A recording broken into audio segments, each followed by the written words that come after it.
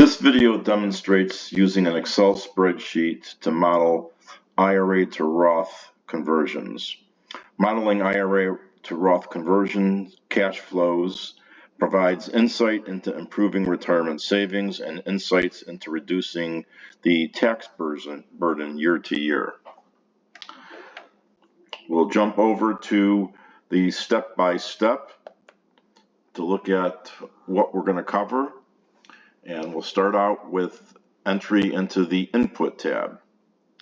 On the Input tab, we'll put in the IRA balances for Spouse 1 and Spouse 2, the birth age in 2023 of Spouse 1 and Spouse 2, combined income, and the age of the oldest beneficiary.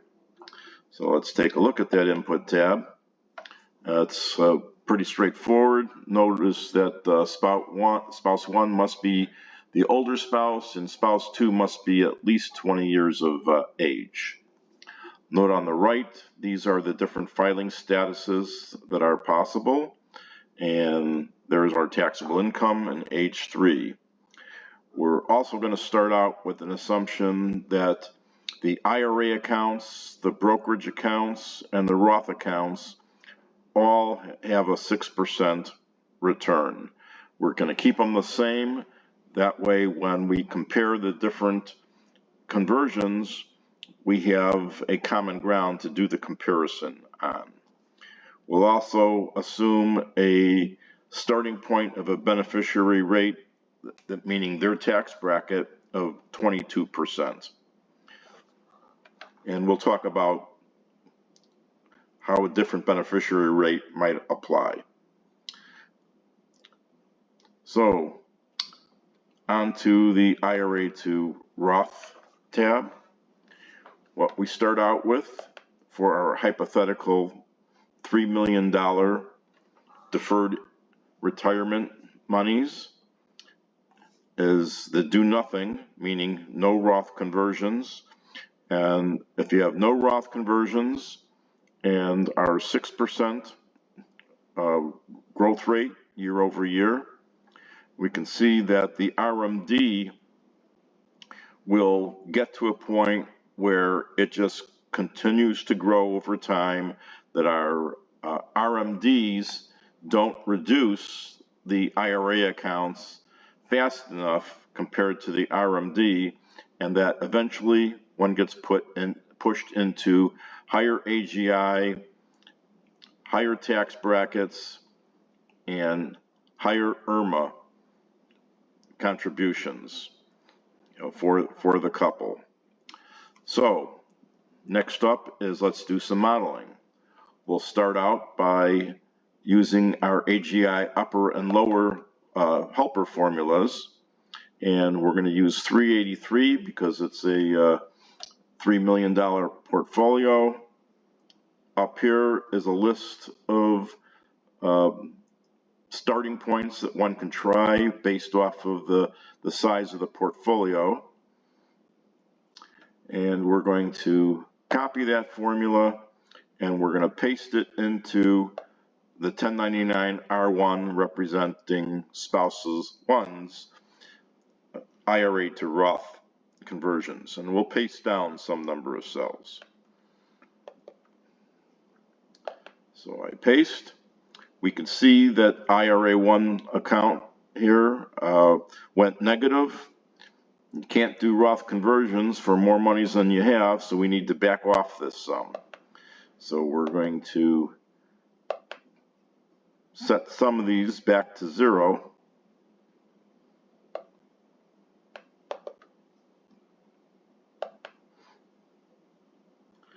Okay, so we can see that we still have some room in this IRA1 account. So we'll now copy out the 200 and we'll paste that in and see how we do.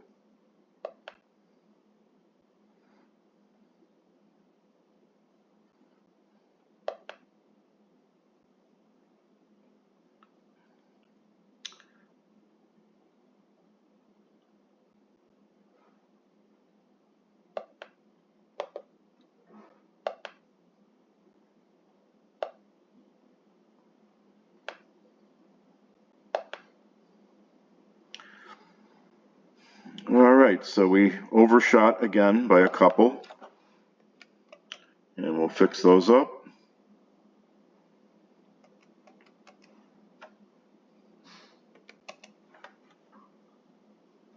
And I'll fix this up.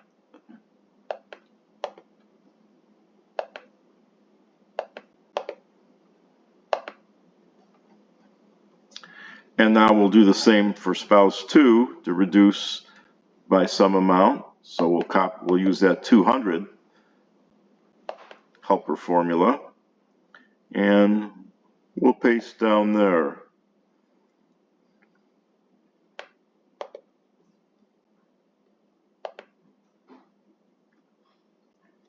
And again, we overshot, we'll back off. All right, so this is our first attempt at modeling, and let's take a look at how it compares. So option 0 was the do nothing approach. Don't do any Roth conversions. What we saw were that the RMDs just continually grew over time, forcing us into higher AGI, higher tax rate, and higher IRA contributions that we had to do.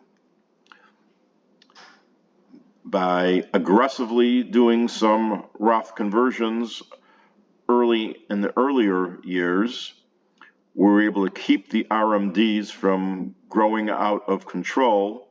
We were able to limit the tax bracket that we were in, and in later years, it came down to within the 22% bracket, and IRMA contributions came down as well.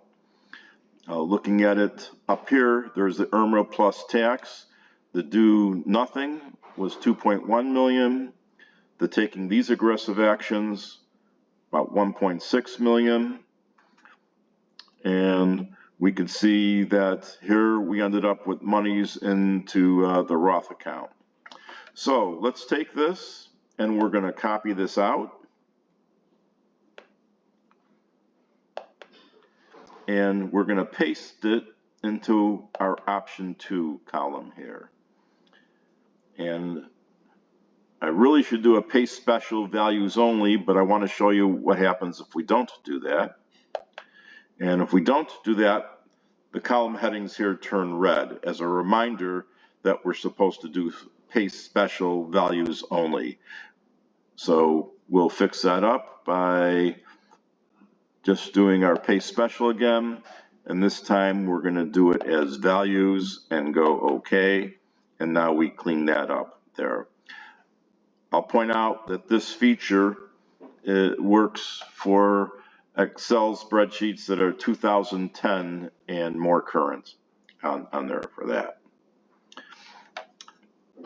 So now let's do another modeling. So we'll start out, we'll just copy one of the cells here, and we'll paste this all back to 0.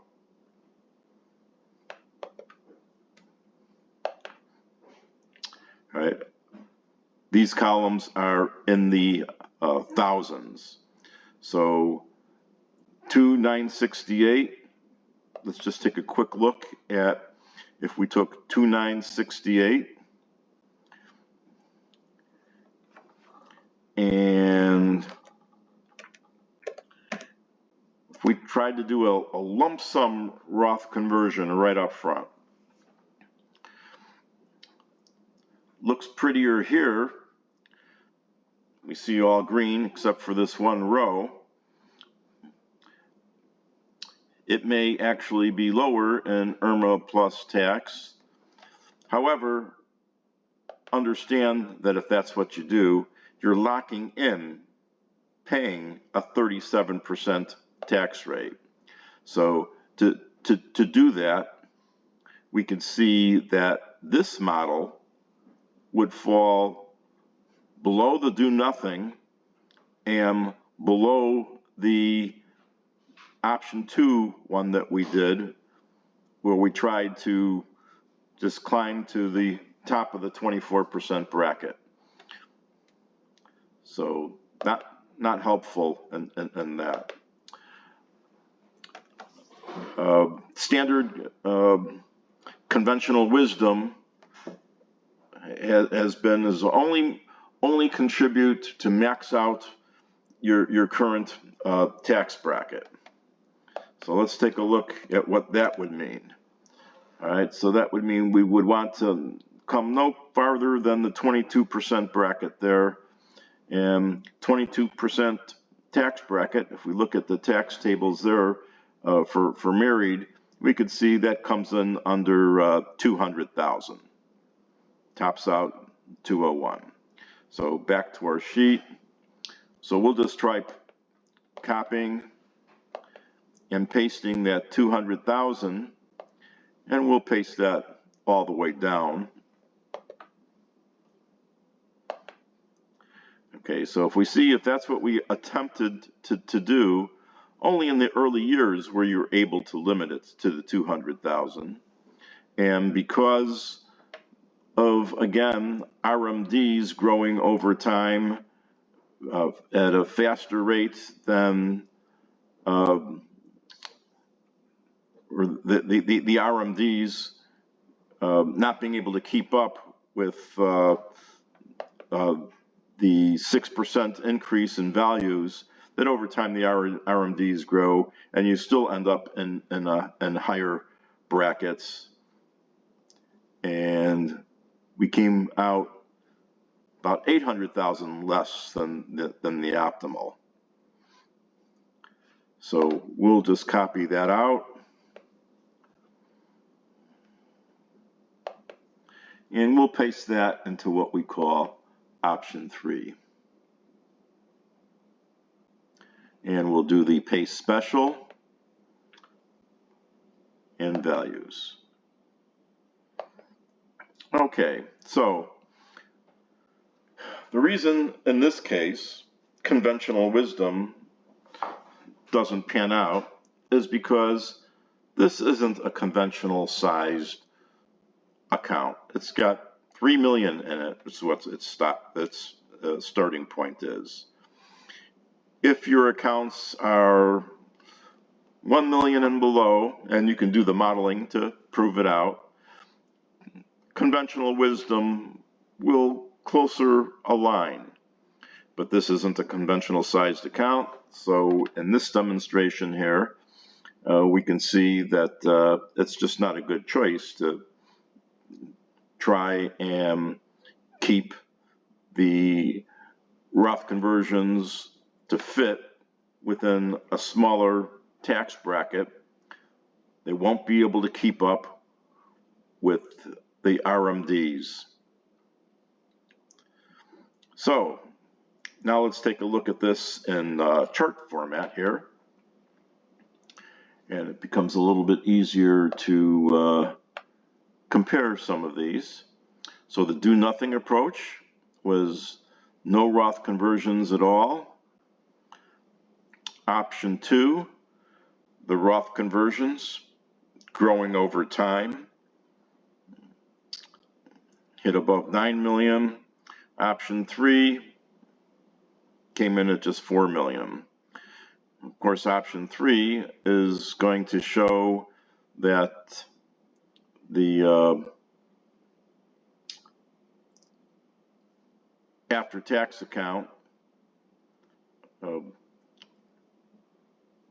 we left more money into the IRAs than we did if we did option 2, where we tried to do large Roth conversions in the earlier years. And we can see the differences in the IRMA payments and the taxes. Option 2 was the clear winner there. The account values, we can see that comparison here. Again, option 0 ended up with the lowest balances, and the tax burn rate, we could see that the tax burn rate was highest, meaning paying the most tax in the option 0, the do nothing scenario. we could scroll down here, and now we can look at it in chart format. For that, we have to refresh the pivot. So we will refresh the pivot and take a look at it. And when looking at this chart, some would look at this and see it as a break-even point. However, this one you have to take in context with what your plans are for beneficiaries and who the beneficiaries are. If you had a single beneficiary who happened to be a doctor, and that doctor was in the 37% tax bracket, then depending on when they would receive the monies along the line here, you have to take a different view of it. And by that, what I mean is that in the earlier years, the gap here represents possible savings, meaning that if you're taking the money out and paying 22% or 24%, that would be saving that beneficiary who, when they were to get the monies, would have to be paying it at their 37% rate. Okay, let's get back to the step-by-step, and we're going to scroll down here some more to take some look at some other items. So we actually walked through this portion. This step 3 showed save more models, paste them to these other options, meaning additional models, and watch the changes in the net of taxes and the different tax rates. And we could see all this on the charts tab. And be mindful of the beneficiary rate and the number of beneficiaries. Now, that might change your choice of doing option 2 or 3. You know, how much monies do you want to have in the account, left in your IRA accounts by the time your beneficiaries get to it. We'll scroll down some more. All right, save the model scenarios, look at the charts tab, and now next one would want to consider modeling the passing of a spouse. So for that, we're going to jump back over to our IRA-to-ROTH tab, and we'll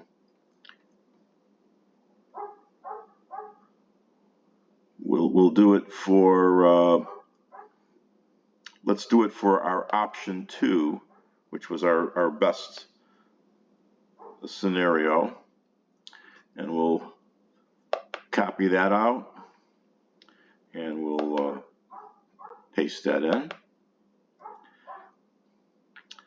And so now in this option 2, let's pick a row, and we're going to change it from married jointly to single, and we'll copy that down.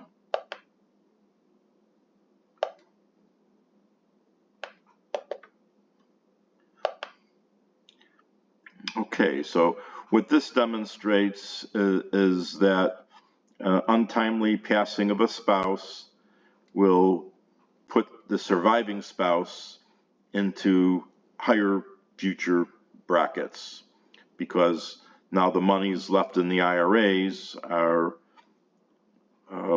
be subject to a higher tax bracket of being single. So that sort of shows that when you do your data modeling, doing conversions earlier on, there are opportunities to consider, there. Okay, so we'll remove those changes.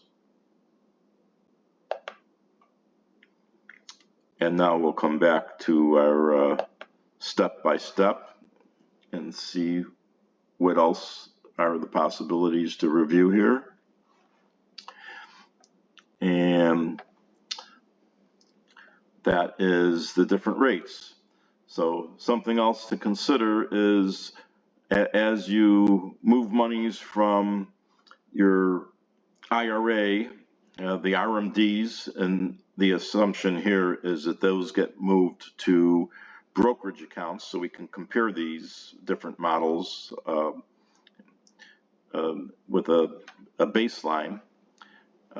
So you have IRA rates, you have brokerage account rates, and you have Roth account rates. So if one were to consider the distribution of stocks, maybe your IRA account rates stay at 6%, and brokerage accounts and Roth accounts have a more aggressive distribution. Something to consider, something to discuss with a qualified professional. So let's take a look at what happens if we do that. So we're going to just change to 0.07 for brokerage and 0.07 for Roth, and take a look at what that does to our model and the growth over time. And we'll just jump over to the charts tab. We'll have to do a refresh of our pivot, and we can see the differences of that over time. We'll scroll back up, and now we can look at the account balances.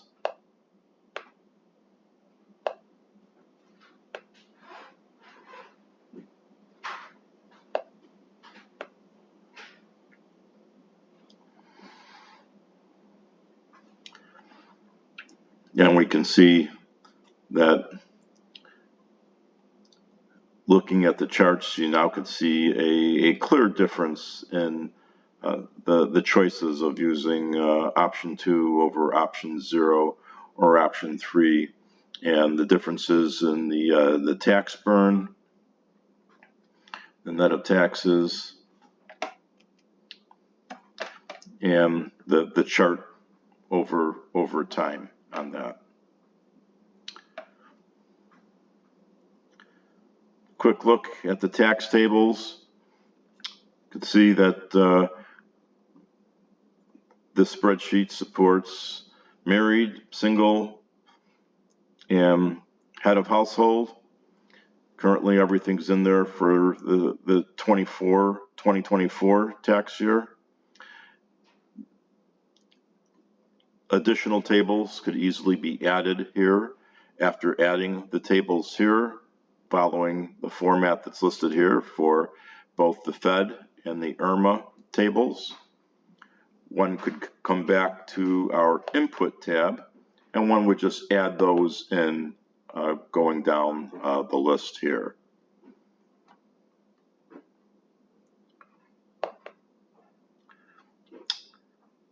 Thank you for watching this video.